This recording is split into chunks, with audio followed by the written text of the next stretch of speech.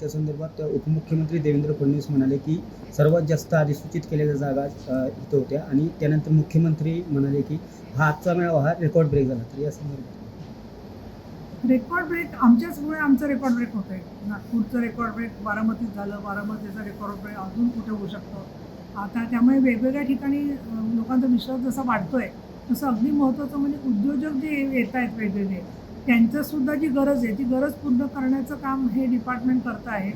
आणि शिंदेसाहेबांची भूमिका अत्यंत सकारात्मक आहे.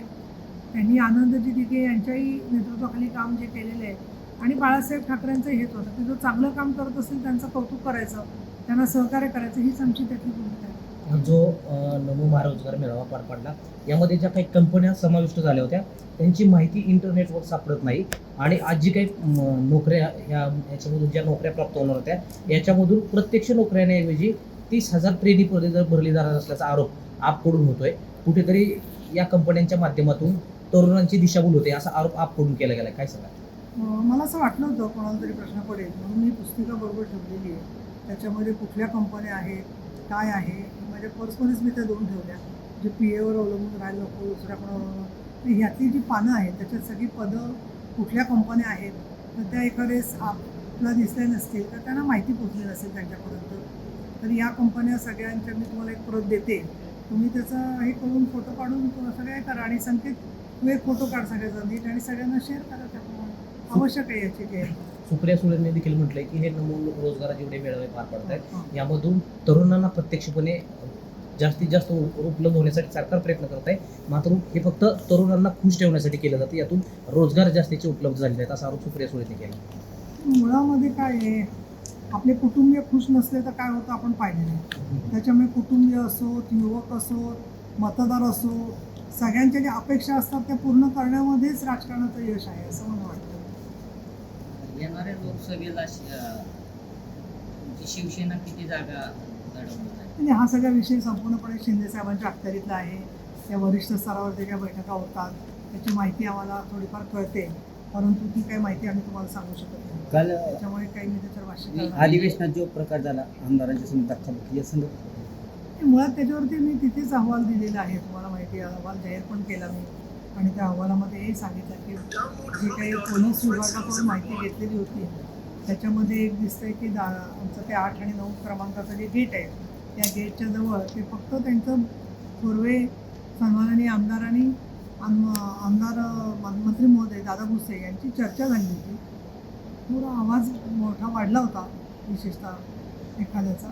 त्याच्या पलीकडे काही वेगळ्या प्रकारचं जसं बातमी आली की हातापायी झाली, मारामारी झाली, असं काहीच घटना घडलेली नाही आहे. आणि त्याच्यामध्ये आमचे बाकीचे पण सेवक असतात की ज्यांनी बघितलं असतं तर लगेच रिपोर्ट केलं असतं. मला कल्पना असेल पण महाराष्ट्राला माहिती व्हावं म्हणून मुद्दाम सांगते. आमच्याकडे जे निळ्या वेशातले जे तिथले सेवक दिसतात तर ते सर्व मार्शल्स आहेत, ते सर्व पोलीस आहेत. त्यामुळे अशी मारामारी असते तर त्यांनी सोडवली दिसली असते. आणि पांढऱ्या वेशातले जे असतात ते सेवक आहेत, त्यातल्यासुद्धा निम्म्यापेक्षा जास्त होमगार्ड आहेत. त्याच्यामुळे अशा पद्धतीने कुठेही कायदा सुव्यवस्थेचा भंग झालेला नाही. मी स्वतः माझं व्यवस्थित लक्ष होतं आणि मी सभागृहात पण त्याची माहिती दिलेली आहे. थोडंसं अतिरंजित माहिती आली असं मला वाटतं, पण नंतर तुम्हीच सगळीकडे माहिती दाखवली की दादा भुसे आणखीन थोरवे हे दोघंही शिंदेसाहेबांबरोबर हसत हसत निघून गेले. ही तुमचीच बातमी आहे. त्यामुळे मला असं वाटतं की एक ते छोटंसं एक काहीतरी बारीक सारीक मतभेद होते, त्याला एवढं गांभीर्याने वातावरण निर्मिती करण्यासारखं काही नाही आहे की लगेच अमुक झालं तमुक झालं वगैरे सगळं. काही काही लोकांच्या अनेक वेगवेगळ्या प्रकारनी राजकारणामध्ये काही वेळेला होतात दबाव वगैरे असतात, पण त्यामध्ये अशा प्रकारने विधिमंडळाचं सामर्थ्य आणि विधिमंडळाचं पावित्र्य हे कायम दाखवलं. त्या महामेळाव्याच्या निमित्ताने सन्माननीय मुख्यमंत्री एकनाथजी शिंदे, उपमुख्यमंत्री देवेंद्र फडणवीस, उपमुख्यमंत्री अजितदादा पवार, तसंच राज्यातले आणि देशातले नेते शरदराव पवार, सुप्रियाताई सुळे, मंत्री महोदय उदय सामंत आणि पंढरप्रभात लोढा असे सर्वजण आम्ही आज कार्यक्रमाला उपस्थित होतो. पश्चिम महाराष्ट्राचा कार्यक्रम असल्यामुळे संजय काका घोरपडे वगैरे सुद्धा खासदार उपस्थित होते. आणि आज मोठ्या प्रमाणामध्ये रोजगाराच्या दृष्टिकोनातून जे उद्योजक आहेत ते उद्योजक आणि प्रशिक्षणार्थी, तसंच ज्यांचं प्रशिक्षण पूर्ण झालेलं आहे असे युवक यांच्याबरोबर संवादाच्या संधी या रोजगार मेळावा म्हणून उपलब्ध केली जाते. त्याच्यासाठी खास करून मी कौशल्य, आणखी कला, रोजगार आणि उद्योजकता आणि नाविन्यता विभाग जो आहे त्यांचं मी अभिनंदन करीन. आणि त्यांनी ठिकठिकाणी असे मेळावे घेतलेले आहे आणि त्याच्याबद्दल शासनाने जे कार्य केले ते तुमच्या समोर आहे. त्याचबरोबर आज तुमच्या माध्यमातून सगळीकडे पोचतं आहे आणि राजकारणाच्या पलीकडे जाऊन आजचा मेळावा झाला की ज्याच्यामध्ये सर्व पक्षाचे प्रतिनिधी उपस्थित झालेले होते. आणि सन्माननीय एकनाथजी शिंदे यांनी सांगितलं की आम्ही केवळ राजकारणासाठी राजकारण करत नाही. निवडणुका अगदी जवळ जरी आल्या असल्या तरीसुद्धा याच्यात बघा, नोंदणीकृत उद्योजक 347 अधिसूचित केलेली रिक्त पदे 55,072, म्हणजे एवढी रिक्त पदं त्या एकूण वेगवेगळ्या कंपन्यांमध्ये आहेत की ज्या ठिकाणी त्यांना योग्य त्या लोकांची अपेक्षा आहे. उमेदवार नोंदणी 33,019 आणि स्टार्टअप स्टॉल 26 असं आजच्या कार्यक्रमामध्ये होतं. विधान परिषदेचे उपसभापती या नात्याने मी काम गेले 5 वर्ष पाहते आहे. नुकतंच 5 दिवसाचं अधिवेशन संपलं. त्याच्यामध्ये जे वेगवेगळ्या चर्चा झाला, निर्णय झाले. त्याचबरोबर काल पेन्शन योजनेच्या संदर्भात सरकारने खूप सकारात्मक निर्णय घेतला.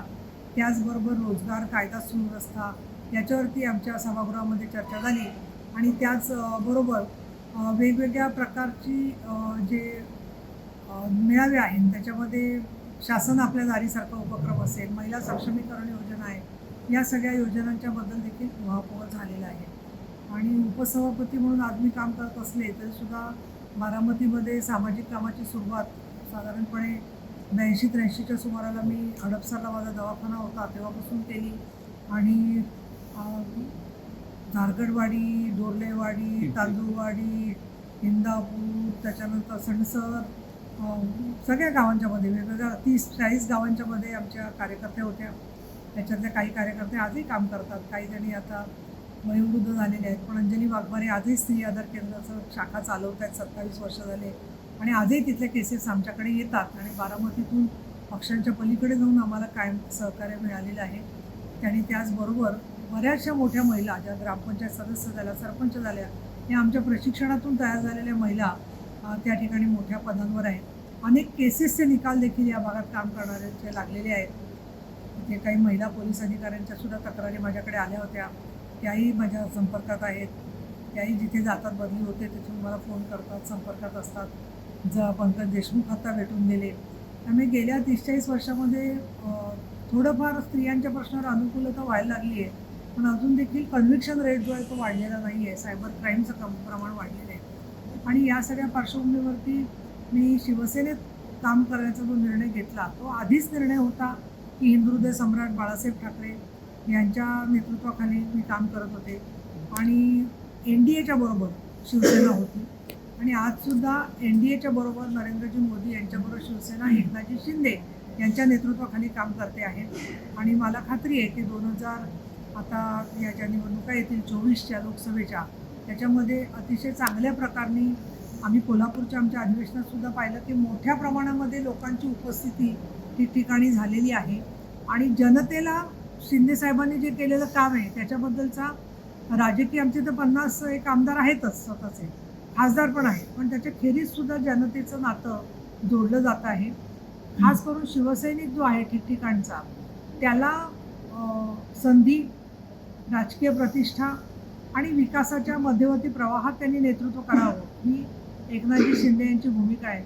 आणि आमचे जिल्हाप्रमुख आहेत देवरे, उपजिल्हाप्रमुख आहेत श्री बनकर, तसं सीमाताई कल्याणकर इथे आहेत, महिला जिल्हा संघटक. असे सगळेजणं वेगवेगळं काम करत आहेत. आणि लोकसभा आणि विधानसभेमध्ये पक्ष ज्याप्रमाणे भूमिका घेईल तर ती भूमिका तर स्पष्टच आहे. आम्ही तिघं आहोत महायुतीमध्ये, त्याप्रमाणे आमची भूमिका पुणे जिल्ह्यामध्ये असेल. आणि आम्ही महायुतीच्या उमेदवारांचा एक दिलाने प्रचार करणार आहोत. नंतरच्या पुढच्या टप्प्यावरती विधानसभा आणि जिल्हा परिषदा, पंचायत समित्या याच्यामध्ये सुद्धा शिवसेना पदाधिकाऱ्यांना, शिवसैनिकाला, हिंदुत्ववादी मतदाराला त्यांच्या मताला राजकीय प्रतिष्ठा असली पाहिजे एवढीच आमची अपेक्षा. यामध्ये हा मतदारसंघ राष्ट्रवादीला सुटण्याची शक्यता वर्तवली जाते आणि यामध्ये सुनेत्रा पवार यांची उमेदवारी फायनल होण्याची शक्यता नाकारता येत नाही. यामध्ये हर्षवर्धन पाटलांनी एकंदरीत आम्ही विधानसभेचं आमचं ठरल्याशिवाय आम्ही लोकसभेला त्यांना मदत करणार नाही अशी भूमिका मांडली. आज तुमचे शिवसेनेचे नेते देखील विजय शिवतारे यांनी देखील अशीच भूमिका मांडली. जर आम्हाला महायुतीमधून विधानसभेला मदत होणार असेल तर आम्ही अजित पवारांना लोकसभेला मदत करू, असं आज त्यांनी स्टेटमेंट केले विजय शिवतारेंनी. तुम्ही काय सांगा? मी त्याच्यावर काही भाष्य करणार नाही, परंतु मला एवढं नक्की वाटतं की महायुतीचे नेते ज्या जागा ज्याला देतील ज्या पक्षाला, त्या ठिकाणच्या पक्षाच्या भूमिकेचं पालन करणं हे प्रत्येकाचं काम असतं. आणि आत्तापर्यंत आपण पाहिलेलं आहे की सर्व निवडणुकांच्या मध्ये जेव्हा युती असते त्यावेळेला आम्ही व्यवस्थित काम केलेलंच आहे. जिल्हा परिषद पंचायत समितीमध्ये मात्र शिवसेनेची कोणालाच आठवण येत नाही, त्यामुळे मग तिथे स्वतःच्या ताकदीवर निवडून या. तर आता या अनुभवातून आमचेही स्थानिक कार्यकर्ते परिपक्व झालेले आहेत, त्यामुळे आम्ही योग्य तो निर्णय योग्य त्या वेळेला घेऊ. आता लोकसभेला तरी महायुतीचे जे उमेदवार आहेत ते, आणि नंतर शिंदेसाहेब ज्या प्रकारे निर्णय घेतील त्याला सगळे शिवसैनिक बांधील असतील, असं मला ते सांगावं असं वाटतं. पवार कुटुंबात लढत होते ननंद भाऊजामध्ये, कसं पाहतो तुम्ही? नाही, मुळामध्ये असं आहे की त्यांचे जोपर्यंत राजकारणामध्ये उमेदवारी जाहीर होत नाही, एबी फॉर्म येत नाही, आणि एबी फॉर्म आल्यावर सुद्धा दुसऱ्यालाच एबी फॉर्म दिले गेले असंही आपण इतर मतदारसंघात झालेलं पाहिजे. तर त्यामुळे प्रत्यक्षात फॉर्म भरून जेव्हा लढत होईल त्याच्यानंतर भाष्य करणं उचित होईल असं मला वाटतं. त्याच्या आधी ते जरा घाई केल्यासारखे होते आहे. सुनेत्रा पवारांचे दौरे पण वाढलेत, राजकीय भाषेबद्दल सुनेत्रा पवारांचे दौरे वाढलेले आहेत, त्यांच्या मनात काय आहे मला सांगता येणार नाही, राजदादांच्या मनात काय आहे ते. पण सुनेत्राताई एक अत्यंत कर्तृत्ववान महिला आहेत. अनेक वर्षापासून ते पुणे विद्यापीठावर आहेत, तुम्हाला कल्पना केली माहीत नाही मला. अनेक पुणे विद्यापीठाच्या कार्यक्रमात ते मला भेटतात.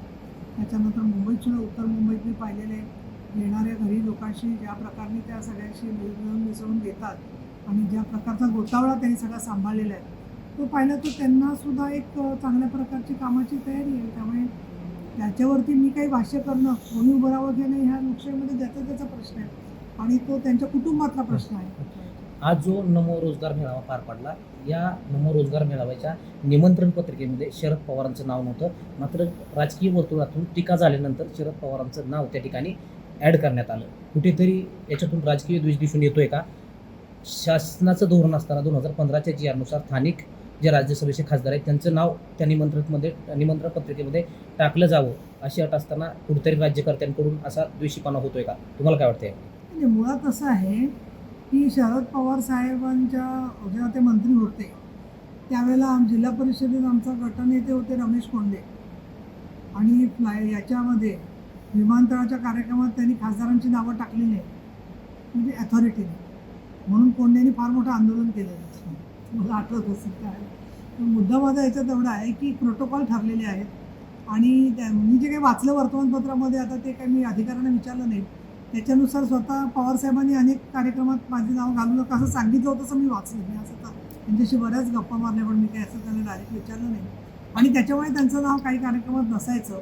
आता बारामतीत कार्यक्रम म्हटल्यावरती प्रशासनाने त्यांना विचारायला हवं होतं, किंवा विद्याप्रतिष्ठानमध्ये कार्यक्रम घेतला तर रितसर परवानगी प्रशासनाने घेतली होती की नाही मला माहीत नाही आहे. हे सुद्धा काम आहे. विद्याप्रतिष्ठानच्या प्रांगणात कार्यक्रम झाला असेल आणि त्यांनी रितसर परवानगी घेऊन केलं असेल तर चांगलं आहे, पण तसं जर का केलं नसेल तर थोडं अधिकाऱ्यांनी पण बघायला पाहिजे की सगळी आपल्या घरची गुजरणी नाही आहे.